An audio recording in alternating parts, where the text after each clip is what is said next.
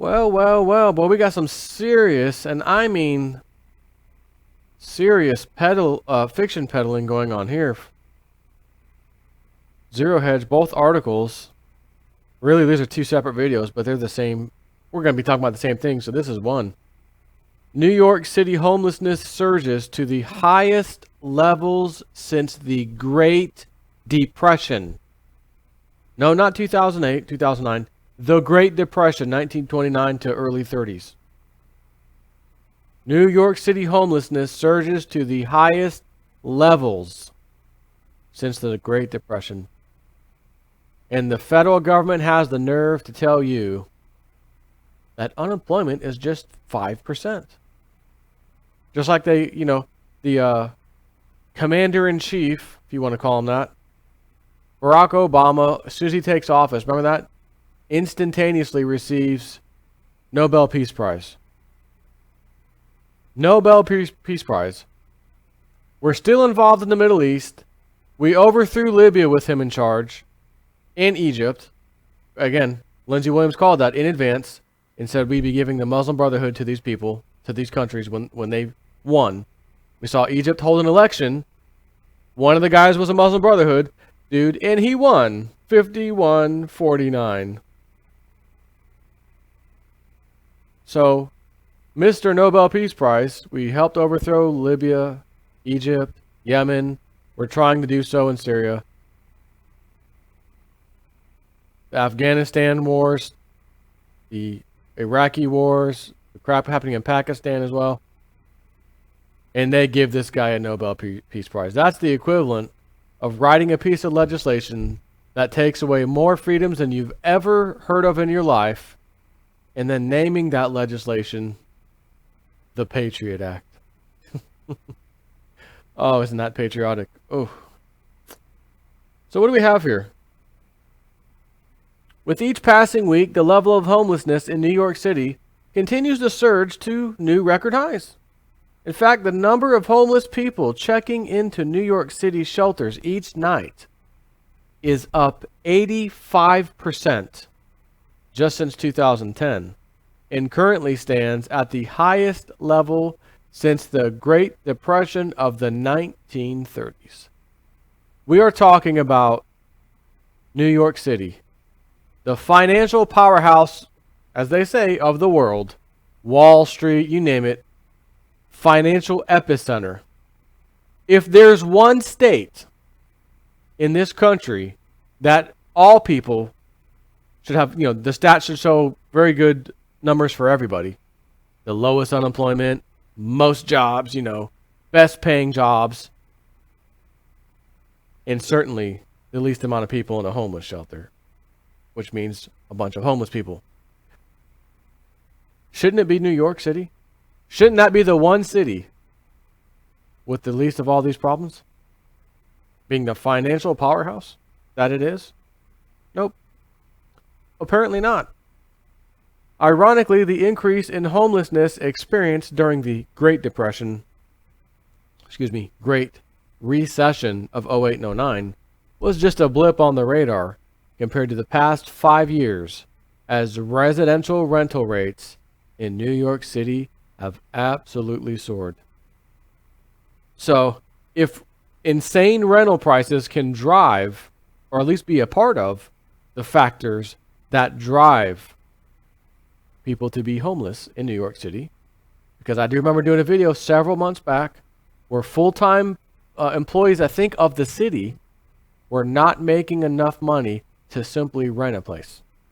They needed help. These are full-time employees. So, if rent can do that, right? High rent can cause people to become homeless. What does paying even normal rent plus the massive Obamacare insurance fees we have to pay for our families? My five of us in this house, if I got the most piece of garbage plan that I could find, okay, I'll pay the maximum I got to pay out of pocket, one of those plans. I'm looking at over $1,000 a month. The most piece of garbage healthcare plan, I'm looking at over $1,000 a month for my family members, myself included, 5 of us total. So imagine paying rent, high-priced rent in New York City, and then having to pay for healthcare too. You have high-price mortgage and high-price mortgage number 2, which is called your healthcare. So you could say, well, let's just remove the high-price rent from New York and just add up the fact that we have to also have this health insurance that just got bumped up again. As I said would happen, each and every year I said this was going to happen, you will be getting higher and higher and higher medical insurance bills. And even though I'm paying, which I got a little story to share with you. This is a whole nother video. I'm not ready for it yet. I'm going to just share you a little secret. Share with you a little secret. Many of you, my new subscribers, you don't know. My longtime peeps. You know, I had my foot problem. I went to a total of 3 doctors in America. First doctor did an incision. We cut the nerve out. We didn't see anything wrong, but we went ahead and cut the nerve out anyways. What about the MRI? The MRI showed a mark over here, kind of to the left of where your incision is. Did you see anything? Oh, we weren't looking over there. But didn't the MRI say that it might be a cyst too? Could be a cyst? No, it didn't say that. Can you get that? You have the paperwork, right? Yeah, I'll go grab it. Oh yeah, it does say that. It does say that. So what can we do? Well, we could schedule another surgery if you want. Am I gonna have to pay out of pocket for that? Well, yeah, you have to pay again. I didn't have insurance at the time anyways. Ooh, I'll have to wait on that. Okay, not happy with that. Year or 2 goes by, foot still bothering me, you know. See 2 other doctors. You ever thought of doing therapy, physical therapy? Like on my foot, the one that hurts? Yes. Well, I walk on it every day. Immediately everything in my body's saying, don't even answer that. Like, don't even answer that. Well, maybe he's joking. Maybe he's going somewhere with it. Oh, yeah, I'll answer him. I want to send you off to get some nerve test done. Nerve test. Yeah, are you sure it's not coming down your spine? Positive. If you stepped on a massive thorn in your foot, how sure would you be it was in your foot? I'd be sure. That's what we're talking about. Except inside my foot. Yeah, I'm going to send you off anyways. Okay. Get the nerve test. Haven't had it done anyways. Fine, thanks. Got it back. Nothing wrong. Not going to see you again. Don't even call me. Go to another doctor. I can give you vitamin B12 shots. Like vitamin B12 into my foot, in the area. Yeah. Well, what is that going to do? Well, vitamin B12 kind of helps with healing and stuff. Okay, thanks, Doc. Thanks. Evelyn, call your doctor in Mexico. I'm going over there. They went up there. In all fairness to them, they weren't doing MRIs. They weren't doing any X-rays. I already had the one previously. I gave to them. Told them there's something in here. They looked. There was a cyst. They got the cyst out. I saw it because I didn't go to sleep. They numbed the hell out of my foot. And I saw what they pulled out, and they cut off some scar tissue as well from the original surgery. I got back. During that first 30 days, it was kind of like, okay, I think my foot's good. It's feeling real good. And then I felt like the little sensation go up my leg, which was not a good sign. It lasted 2 days, then it went away. And my foot started feeling good again. I'm like, okay, maybe it's just still healing. And another month, 2 months, 3 months into this now, because I did this back in June, my foot's been having a different kind of a soreness in there. It reminds me of like almost like it just is trying to heal some more or something. Just still bothering me, but in a different way. Not going up my leg anymore, so that's good. But I've still felt like, you know what, I can't give up yet. It's not perfectly fixed. Let me keep pressing. Call another doctor. Come on down. Takes an X-ray. Looks like you have 2 tiny accessory bones kind of on top of each other in that spot you're talking about. He's like, but I'd like you to get another MRI since you got back from Mexico. I want to see what it looks like on MRI now that they did their thing. So I just did that. Last Friday, got it back. Went and saw the doctor Monday. Excuse me. Yeah, it was Monday. And he says, yeah, it's showing in the same spot here. He's like, it's the previous MRIs you had and this one show this little mark in this same exact spot. It's still, this mark is still there. He says, I don't know, maybe it's not an accessory bone, but I don't know what it is. I know it's there. So he says, what I think we should do another surgery. And he gave me the name of it, bring a portable X-ray machine. It'll be there in the facility. And when I go in there to cut out this mark, it's right where this MRI and the X-ray shows me, I'm going to hit you with the X-ray machine before I sew you back up to make sure I definitely got whatever the heck it is over there. So I said, that sounds great. And I said, well, when they did it in Mexico, you know, they tied off the ends where the cyst was so it wouldn't grow back. And I don't know if they used regular sutures or the kind that, you know, dissolve. He said, normally you should use the kind that dissolve in something like this. There's cases where you don't, like you're doing surgery in your stomach. You don't do those sometimes. So he said, if I go in there and I see that they did use those kind, I'll take them out. Basically, anything that doesn't belong is coming out. And I will remove some scar tissue while I'm in there as well, because I'm sure you've got some scar tissue from the last surgery in Mexico. So I was half out of my mind when I woke up, you know, but he said that there was, on the nerve down there, it looked like there was some kind of what he called a tumoric growth on the nerve. So they cut that out. He went to send it off to see what the heck it was. But that's what was showing up. That was the spot. I believe he said that he did not find the Mexican doctors. He used regular sutures. There was nothing in there, so that it went away, whatever it was. You know, it dissolved. They did it right, in other words. So, point being, my foot is actually healing right now. I just had surgery yesterday. Didn't go to work yesterday. Didn't go to work today. Friday, not going to work either. Just going to take it easy. So, speaking of healthcare, got to pay for this fee. Oh yeah, you got your $1,500 minimum for that because it's a surgery, you know, this and that. Got to pay them up front, $600 for that. And the whole time I'm just thinking, all these little things I've done all this year, this doctor, that doctor, go get that test, you know, early on in the year, plus this new stuff now. Why in the hell am I still paying out of pocket with this outrageously expensive insurance that I'm just paying for myself? I don't have the whole family. My insurance is still expensive. Why am I paying all these damn fees? It's like you get insurance to pay all these fees so that the insurance company doesn't have to pay hardly anything because they've already done the math. We know that normal people come in for this, and this. We're going to make them pay for all that. They'll be paying thousands of dollars before we even really have to pay anything. Because the real sick people, chemo, cancer, $10,000 visit, another $10,000, that's where our money is going to be going. So the rest of you suckers, pay up. Back onto my video now. And by the way, when this thing heals, finally, again, I will be letting everyone know. Do I still got a problem? Because I told the doc, he said, "You have any questions?" I said, "I do." I got one question. If by chance, what you're about to do to me today with this surgery, and I've got, by the way, I told him, I've got faith in you. You're going to do it. But if the slight chance comes that after this is done, it's healed up, good to go, my foot still has a problem, still hurts, will you entertain the idea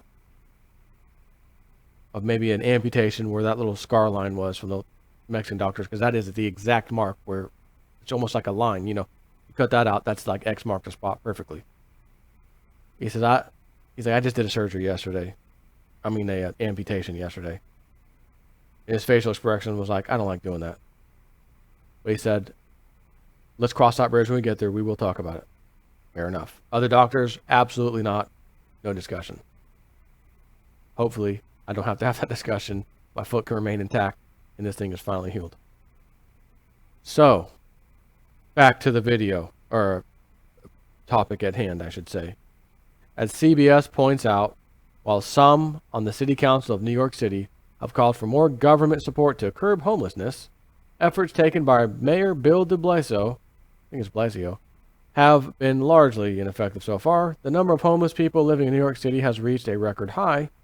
It's definitely something that cannot stand for as a city, New York City Council Speaker Melissa Mark Viverito said. In an interview with CBS 2, she offered a number of suggestions, including the expansion of the Living in Communities, or LINK, voucher program that provides money to move families out of shelter and into permanent housing. But she said there's a hitch. I think the challenge that we've seen with the current voucher program, subsidy program, the LINK program, is for a very short period of time. There may be some hesitancy by landlords to engage with the city on it, she said. I just want to show you this chart before I get into this other video, which not it's the same video, other page I should say.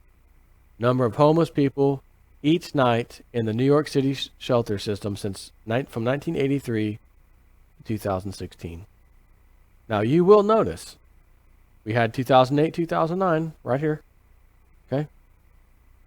Bailout, TARP funds, you got it. Okay, everything should be good. 2012. Look what happens in 2012. Just absolute. Look at the skyrocketing of this. This almost matches our national debt, strangely enough. Just starts skyrocketing straight up. Isn't that funny? You know, where you can kind of compare the two and they almost look the same. This is your recovery, okay? This is what they say is your recovery. New York City people, sorry about your luck.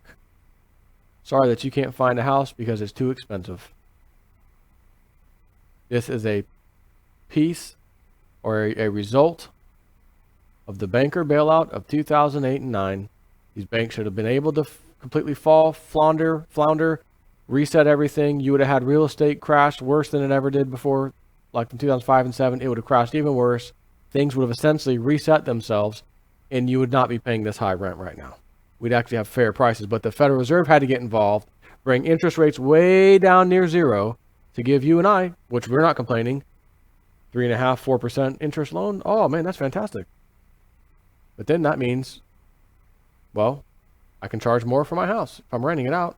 I can refinance, bring my cost down, and then keep the prices even higher to make a couple bucks. So I could do the big landlord thing. And then everyone else does it. And then we have essentially not really a monopoly, but everybody else is doing it. So we just have high price rent in New York City. When in fact, all that crap should have crashed. And we all start over. Those people, those companies would have sold out, get us out of this mess. It would have all changed hands and we would have started over again. But instead, we prolonged it and made it worse. Government doing what government does best. So, on to their other article, more signs of the strong U.S. consumer emerge as auto, as in car loan, repossessions soar. Huh. Who would have thought? 2009. Oh, yeah, we got to just go right into this chart. Let's just go right into that chart. This is fantastic. Flash for clunkers. U.S. auto sales, seasonally adjusted annual rate. Cash for clunkers. Remember that deal? Obama, cash for clunkers. Turn in your old clunker, like so we can destroy it. You get the little rebate for your new car purchase. And we said then, what good is that going to do? Now you're taking good used cars off the market and forcing people to go out and buy way overpriced, super expensive new cars. The hell sense does this make? Well, again, the sheeple. Oh, that sounds good. I want a new car. I want a little discount. Okay, here you go. So here we have it. 2006 and 7. Cash for clunkers kicks in. Oh, looking good, man. U.S. auto sales up here. They crashed way down. We did the cash for clunkers. They spiked for a split second. Then they crashed right back down. Cash for clunkers. Up, spike, back down. And here we are again at the top. U.S. auto sales, seasonally adjusted annual rate. So, having said that,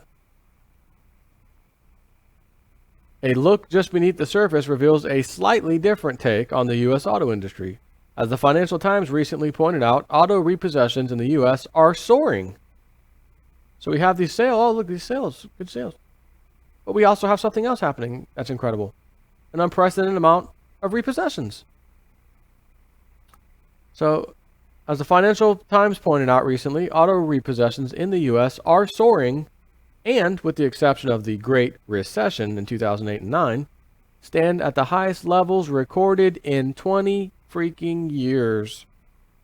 A wire fence topped with barbed wire surrounds a packed plot of land, housing a white Jeep, an orange Audi, and a host of other repossessed cars. Sergio Tavano, owner of T-Birds Automotive in Red Hook, Brooklyn, sits in his car outside the lot with two of his employees.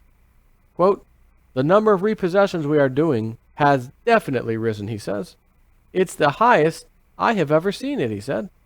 Repossessions in the U.S. hit 1.6 million in 2015, the third highest level on record for data going back 20 years, falling short of the 1.8 million and 1.9 million peaks seen back in 2008 and 9, respectively.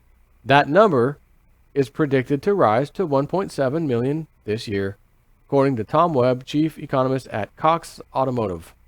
Quote, more and more, it is people down on their luck in getting their cars taken, he says. You feel bad for some people. You're finding them at financially the worst time in their lives. It's unfortunate, but it's business. Just business. Of course, rising repossessions have come after an unprecedented 400 billion surge in new auto loans in the last 5 years, as dealers have tripped over themselves to provide 0 down, 0% interest, 70 month, not 60 month anymore, or 36 month, or even 48 month, 70 month financing, all of which feeds the Wall Street securitization machine and naive pension funds that will do almost anything for an extra 20 basis points of yield. However, when all those things start going the other way, repossessions means that there's no money coming in on that anymore. Just like a house loan. We got all these mortgages. Yeah, we're going to securitize them, pack them together, and bundle them and sell them off to everybody. And then the foreclosure started. And those supposed assets became liabilities all of a sudden. Nobody wanted them. No one can sell them. So who stepped up? The bankers' bank. The Federal Reserve Central Bank. We will buy $80 billion per month of these rotten securitized mortgages. We're going to own them all. We will pay the banks top dollar, full asking price for all these mortgages. We're going to be the, like when you ask, well, who's the note holder? Who's the holder of my note? You don't want to know. It's the Federal Reserve. Okay? That's who owns it. Point being, again, how is this recovery working out for everybody? Apparently these people got these car loans. This is no different. What you're seeing is what they did, which Bill Clinton started, and then George Bush took advantage of as well. Changed some laws, some regulation. Everybody's approved. Everybody's approved. No docs, no proof of income. Come get your house. What do you think's going to happen? People are, well, they put it in front of me. They said I could qualify, so I signed it. I mean, I want to get in the house, and they're saying I qualified, so here I am in my house. And now you're leaving your house because you can't afford it, and you're being kicked out, or you decided to just leave on your own, which you should never do. You should always fight a foreclosure. Stay there as long as you can. Pocket the money. Build up a nest egg, and then go out about your business.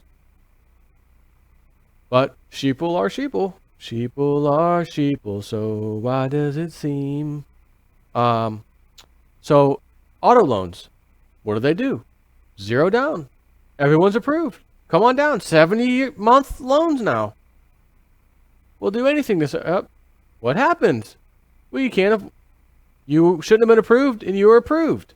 Now they're in default. Now they got to call these tow companies, these repossession companies, repossess the car. And they're going to fight with the people, you're not taking my car. How am I going to get to work?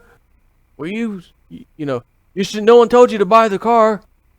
Don't you love that one? No one told you to take out the credit card. No one told you had to buy a house. It's your fault. Not knowing it's the banker's fault. It's the club's fault. It's their system. They changed the rules. They removed the regulation. And of course, our complicit politicians, gotta love them. They passed the laws and allowed the regulation to be undone. And then we have this problem arise.